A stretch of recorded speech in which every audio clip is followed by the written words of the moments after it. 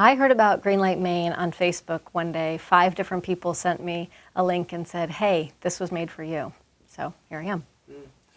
The venture I'm in right now has been my life's work for 23, almost 24 years. I started it by accident when I was 19. So yes, it's very full-time. Well, I started when I was 19 in college making lip balm on a whim and started selling lip balm out of my car, out of my trunk for a number of years. And then I went into a business incubator, moved to Maine, was on QVC when they came to Maine, and that was my big break. I did well on the local show, so they invited me back down, went on twice more. With the revenue from QVC, let me launch another product line. And I was above the State Theater, like pouring lip balm one by one out of a Pyrex, and they had ordered more in one order than I'd sold the whole year prior. So it was a big break.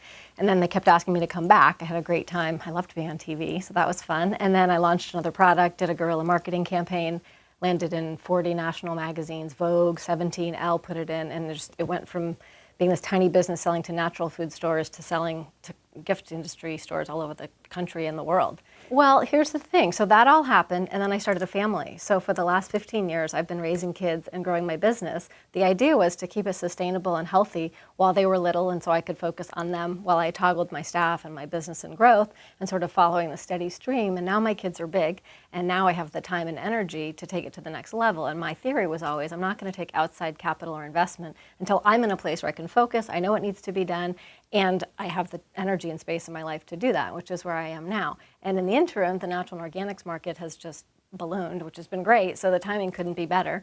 And so now it was time with or without Greenlight, I was going to do it, so it's a perfect opportunity, and it links up beautifully. One of my favorite things about this experience has been watching a group shed light on Maine business.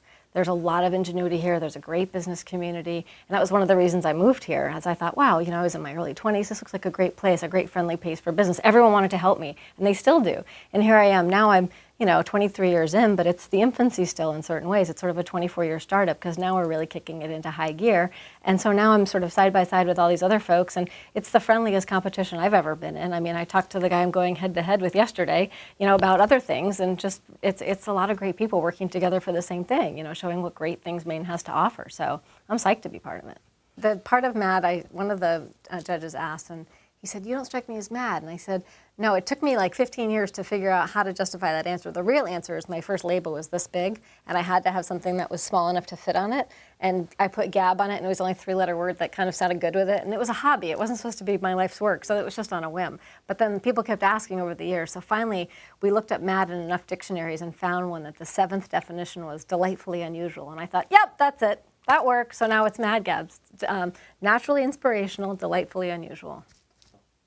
I think it went pretty well. I mean, I'm a perfectionist when it comes to stuff like this. So of course, I'm kicking myself. I forgot this. I should have said this. I went too fast. But it was a great experience. It's such good practice to have these opportunities to do stuff like that. So for me, it helped me sort of hone my mission, which is good in terms of the growth and where we're going, and doing it in public really validates the whole process. So I like that piece.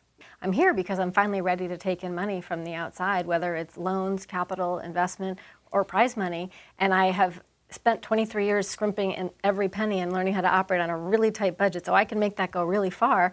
And I'm trying to raise money to grow with or without this. So this is, for me, I'm doing it. I know how much I need. I know what it's for. I know what the return on that investment's going to be. So I'm a good gamble in that I have a product people use. I know how to run my business. I have customers. I've been at this for a long time. I'm not going away tomorrow. So I can take 100,000 and I can spread that out and do a lot with it. And it can be part of what takes us to the next level. And I really wasn't ready to do this before now. I was a mom. I'm still a mom. And my kids, when they were little, I was primary. When they were sick, when there were school days, vacation days, they were my priority. My staff was at work, and I would, bounce back and forth. But I purposely passed up on a lot of opportunity and moments where we could have grown because I couldn't do both very well. And I chose, okay, well, right now it's going to be motherhood. We'll see where the business is at when they're bigger, and they've been getting bigger. They come to work now. They're really proud of what I do. They help. That one of my older son can work there sometimes, and so it's time. Madgabs has grown, and the fact that I can walk into a Walmart or a Target and see Burt's Bees means,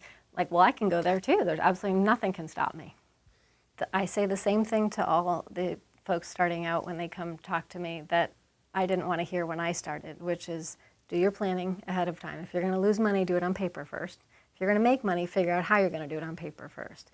It's like when you're expecting a baby, you don't paint the nursery when you've just given birth. You try and do those things ahead of time so you can relax. You want to run your business when you're running your business. So I'm a big proponent of write the plan, do the numbers, figure out the business side of it, and make sure you want to run a business and not bake bread or do X, Y, or Z, because it's about the business. The business part has to be tended to. You might love to bake bread, but you might not be able to make money making bread. So figure it out before you open if it's a profitable venture, and then get going, because your chances of succeeding are a lot greater if you've done that exercise before, instead of just saying, I have a great bread, everyone likes to buy my bread, I'm going to start selling it. Well, that can be a recipe for disaster. It can work, and I did it backwards. I didn't write a plan for 5 years, but I lost a lot of time that way. So